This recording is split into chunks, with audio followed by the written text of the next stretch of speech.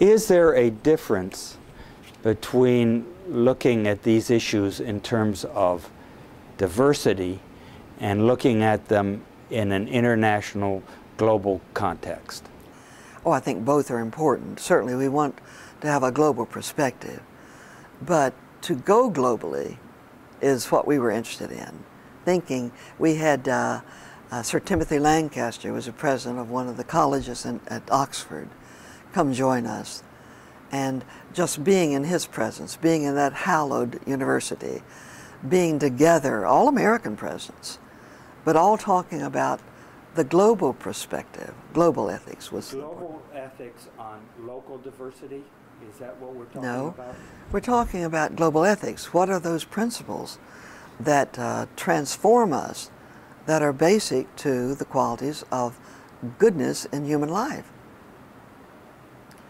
From the first Oxford Conclave, we liked it so well that we did a second Oxford Conclave.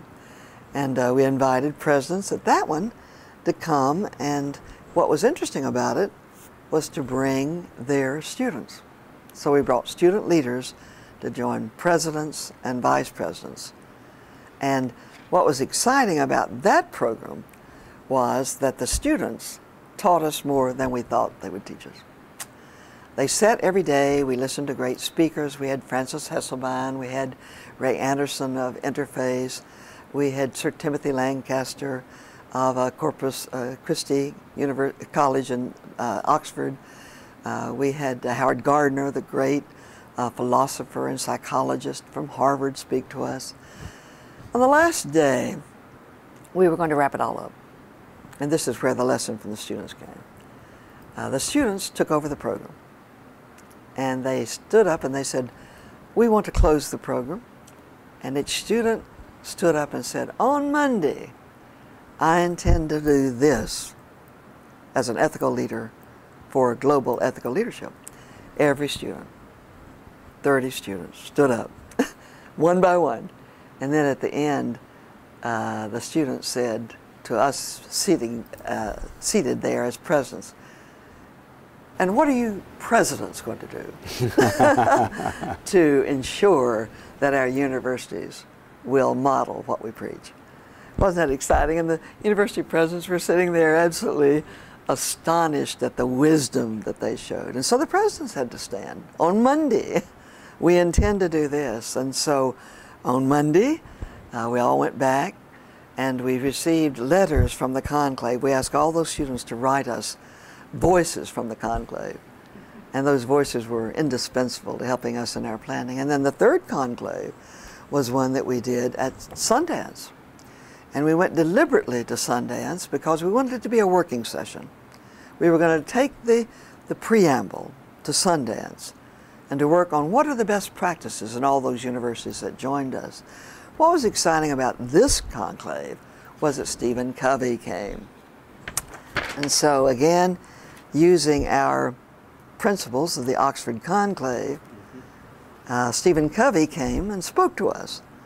And he held up our statement. And he said, this is the best statement on ethical leadership I've read. So we were enamored by the comment, and certainly so respectful of this great leader and servant leadership and ethical leadership for him to honor our work. From that, then came another opportunity. I was working in South Africa, working as a colleague to some wonderful educators at Stellenbosch University. And I told them about these programs. And they said, we want to do one too. We'll do it with you as a convener. So they invited 21 presidents this year in April to come to Stellenbosch University. And Bishop Tutu was our keynote speaker. Were they from the United States or all over the world? Those were the presidents from South Africa. Oh, they were from South Africa.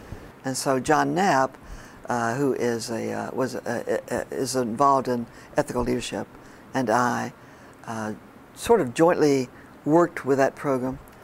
And I had been there for 3 months working with them, and so we put together what they called a Sobotka. It's an interesting term. and Sobotka, the Stellenbosch Sobotka on higher education and ethical leadership, global perspectives in the Southern African context.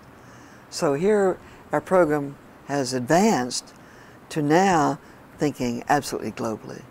And Bishop Tutu came and spoke, and he stirred us all in his wonderful admonition to us that ethical leadership has to be what will bring about global peace and global understanding and global diversity. He wrote this statement. Their statement was very similar to ours, as I said. Completely. We didn't give them our statement. We wanted them to work on their statement. And you would see the parallel. How exciting it was to see thinkers from two different areas coming together. And so from this, then, will come another conclave. And we like to think that the next one will be in Atlanta.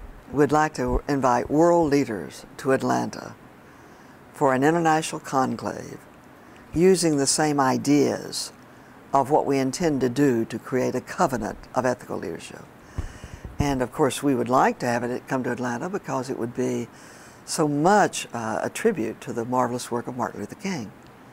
And we would want leaders from all over the world to come and join academic leaders and business leaders and nonprofit leaders and students from the universities around America, and then to join with universities around the world.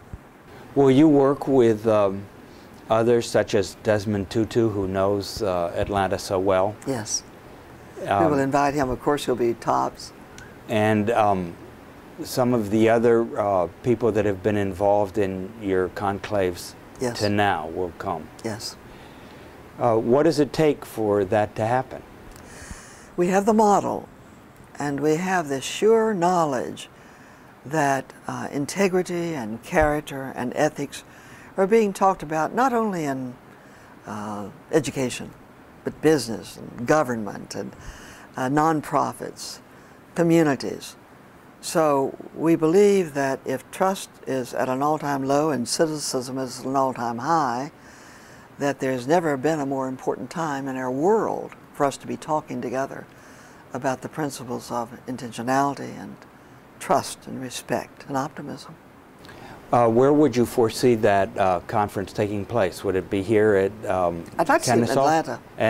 But where in Atlanta? In terms of it being close to the Martin Luther King Center, I'd want us to have an opportunity for us to interact with the wonderful array of presidents and universities that we have in the Atlanta area. We have 24, 25 universities. At Stellenbosch, Morris Brown sent some colleagues over there to think in terms of ways we might be working with underrepresented young people from Africa to come to Morris Brown for a collaborative program in social responsibility. The opportunities are endless.